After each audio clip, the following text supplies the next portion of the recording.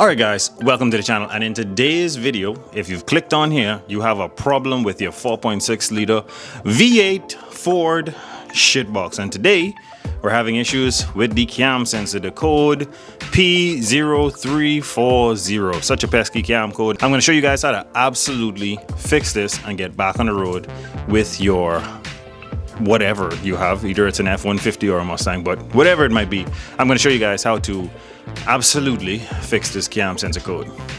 So let's get into today's video. Okay, so essentially when you get this code, and I got it recently on my 04 Mustang that we have sitting right behind me, the issue that I was having is the car was bubbling a lot, it would backfire, it wouldn't run right, and essentially I thought it was the sensor, then I thought it was the wire, and then I thought it was a fuse or something.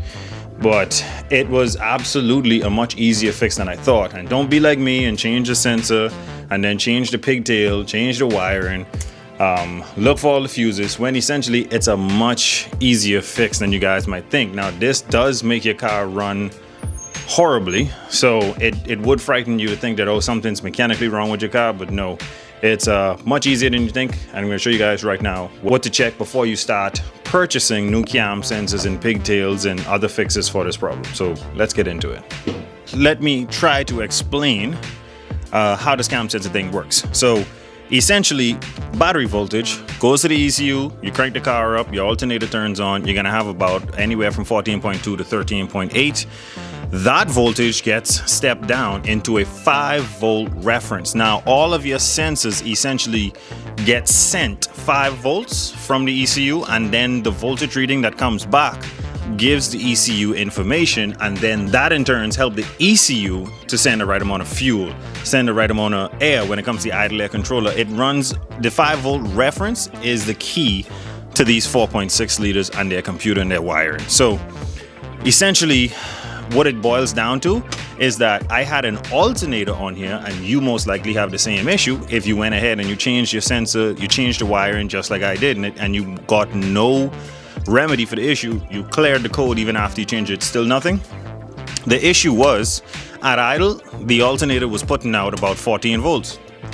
When I put a voltmeter on the battery and revved the engine from right here, the voltage would dip down into the 11s and then slowly creep back up. So if you notice the car running bad and running hard, and if you started it backfires and turn back off, essentially you need to get rid of this bad boy. I had to actually change my alternator. Thank God I had one sitting around, and now when I rev it, the voltage stays between 13.5 and 14.2, and now all of my readings are perfect. Didn't have to change my sensor, didn't have to change the wiring or anything. So I'm going to show you guys how to actually test that your alternator is putting out the right amount of voltage right now. Alright guys, so essentially for this part of the video, you want to verify that your battery has good charge. Anywhere between 12.2 and 12.6 is good. This one is about 12.4, 12.3.9, and this one is good. If you guys are watching my terminals and the tape and how the cables are run, your mom gave them to me, so don't give me any slack about it. Alright, so you run the positive to the positive, negative to the negative. You put it on DC voltage, and most multimeters have like a 20 volt reading. You put it there, and now we're gonna have to start the car and rev it, and we're gonna watch to see if that voltage drops. If it drops anywhere around 12 or 11 volts, the alternator is your issue, and it's not the cam sensor. Get this bad boy started up.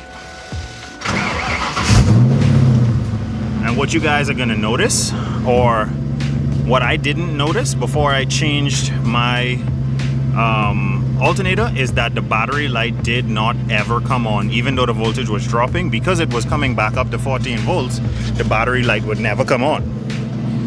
So now when you go under the hood, you're gonna see that your voltmeter is at 14.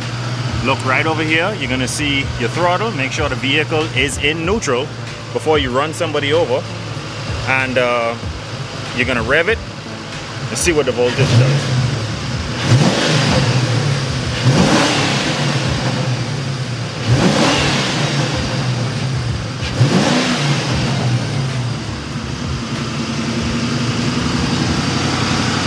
You guys noticed how steady that voltage was? It stayed above 14 volts the entire time. That is exactly what you're looking for. Now, your alternator, you want to make sure before you change this bad boy that you have a fresh belt on it, because sometimes when that belt ends up wearing out, it can slip and cause a bad voltage reading under load. So make sure your belt is good, make sure your alternator is good. And once you have more or above 14 volts, the cam sensor code goes away completely. Alrighty guys, and it's really that mother freaking simple. Make sure you got a good belt on there. Make sure the alternator is holding 14 volts or more. What the fuck did I just say? Make sure your alternator is holding 13.8 to 14.2 volts. It could be a little more, but you don't want any voltage right around 15, 16 volts. You don't want that in a factory car. Maybe with a little audio system and a little upgrades, but other than that, your battery needs to be holding 12 volts to 12.6 volts to be good. Alternator needs to be charging 14 volts, 13.8 to 14.2 to also be in good range. And then you're gonna have a good signal going from the battery to the ECU, from the ECU to the cam sensor. And you're done. You're free to go. Beat the living crap out of your shitbox yet again, because that's exactly what this is for me. This is on max speeding rods. It has a Scotty D angle kit. I'm about to put a drift handbrake in it and beat the living shit out of this car. So if you guys like content like that, make sure to like, share, and subscribe. Always remember, don't drift without your damn dreams. And I'll catch you guys on the next one. If you like content like this, make sure to check out this video right here.